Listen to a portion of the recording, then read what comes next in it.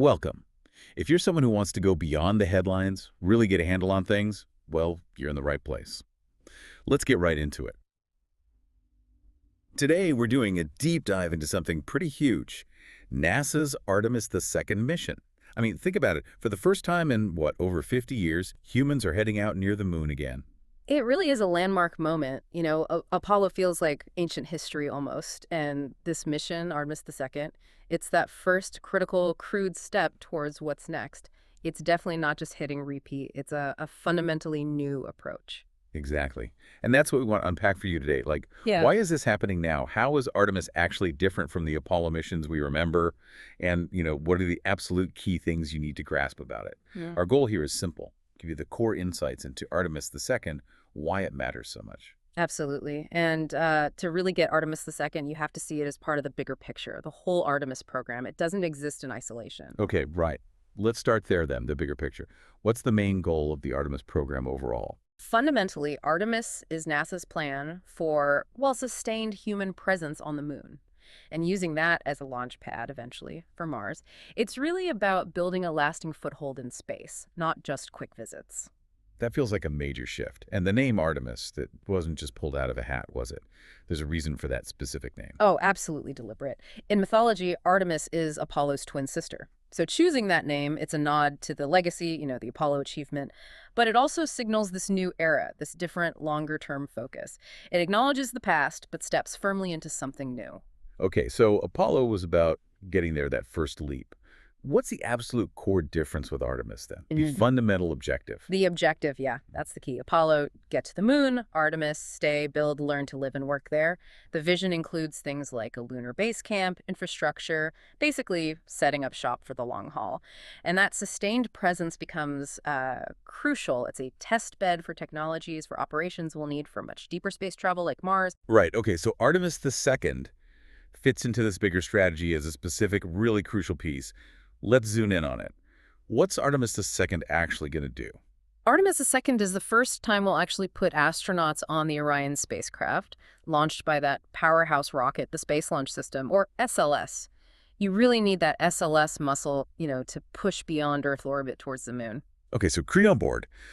Who's going, and what's the mission profile? Are they actually, landing this time? No, not landing on Artemis II. This mission involves 4 astronauts. They'll fly around the moon. So they'll head out into deep space, do a loop around the moon, and then come back to Earth. Around the moon. Oh, okay. So no landing boots on the ground yet. Seems like a long way to go just for a flyby. What's the vital purpose there? It might seem like that, but it's absolutely critical. Think of it as the ultimate shakedown cruise, an end-to-end test flight with people on board. They need to test all the key systems: life support, navigation, communications, re-entry, everything you need for future landings, but in the real environment of deep space. It's about proving the hardware and the procedures are safe and ready before we commit to a landing. Ah, okay, that makes total sense. A very, very high stakes dress rehearsal, Yeah. basically. And when are they aiming to launch this? The current target year is 2025. 2025. Wow, that feels like it's really coming up fast. And you mentioned something earlier that kind of hit me if this goes well. It's the first time humans will have gone beyond low Earth orbit since Apollo 17. That was 1972. That's Yeah. over half a century. It really puts the scale of this into perspective. Exactly. It's a huge milestone after a very long pause in deep space human exploration. Now, you asked before, why go back? That's a fair question people have. Yeah, it is. I mean, we did the moon landing thing decades ago. What's really driving this big push now? Well, the why has definitely evolved. It's not just about planting a flag anymore. The goals are much broader now. For one thing, there's incredible science to be done on the moon, learning about its history, our solar system, maybe even Earth's early days. It's a unique scientific platform. Okay, science makes sense. But I keep hearing about resources too. What's the deal with, moon resources? That's another really big driver. We have good evidence now for water ice, especially near the South Pole in those permanently shadowed craters. And water isn't just for drinking. You can split it electrolysis into hydrogen and oxygen, rocket fuel components. Wait, so you could make rocket fuel on the moon? That's the potential, yeah. Imagine the moon becoming a kind of refueling station. Spacecraft heading deeper out could top up their tanks there. That could make Mars missions, for example, much more feasible, maybe even cheaper in the long run. Wow, okay. That genuinely changes the game. A cosmic gas station. Huh. Kind of, yeah. And also, This isn't just NASA going it alone. There's significant international collaboration. ESA, the European Space Agency, JAXA from Japan, they're major partners. Plus, you've got the private sector stepping up, like SpaceX working on landers. It's a much more collaborative, diverse effort this time around. So it sounds like the moon's being set up as more than just a destination. It's like a future hub, a base camp for space. That's exactly the idea. A crucial proving ground for technologies for learning how to operate far from Earth, all with an eye towards those even bigger goals, like, the eventual human missions to Mars, hopefully, in the 2030s. So Artemis II, that trip around the moon, it's a really vital first step in that much grander plan. Right, so it's definitely not about nostalgia. It's strategic, looking way ahead. But space is risky, obviously. What are some specific challenges Artemis II needs to tackle? What systems really need that testing?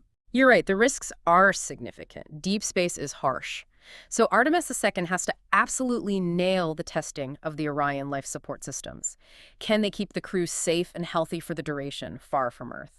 Then there's radiation. Outside Earth's magnetic field, it's much, much higher. So testing the shielding, understanding the exposure levels, that's critical.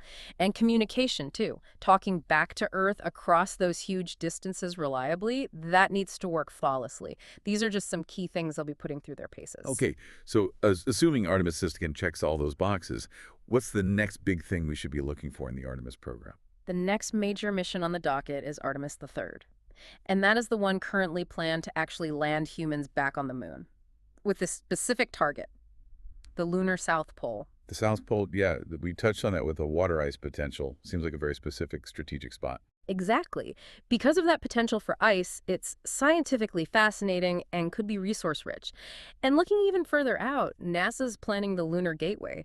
Think of it as a small space station orbiting the moon. It would be like a base camp, a staging point for astronauts going down to the surface, maybe supporting missions further out. It adds that layer of orbital infrastructure. Okay, so pulling it all together, Artemis II isn't just a quick flyby. It's really the first crude step, the foundation, for this much bigger long-term vision of how humans operate in space. Precisely. It's kicking off a new era, one that's about more than just getting back to the moon.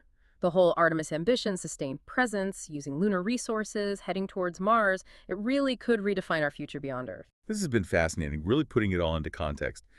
Thinking about everything we've discussed, the science, the resources, that stepping stone to Mars, it definitely sparks the imagination. So let me pose this question to you, our listener. Considering all this, what are your thoughts?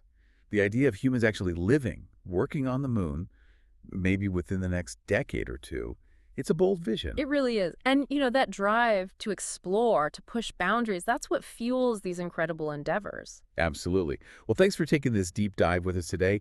Keep asking questions, stay curious, and we'll catch you next time.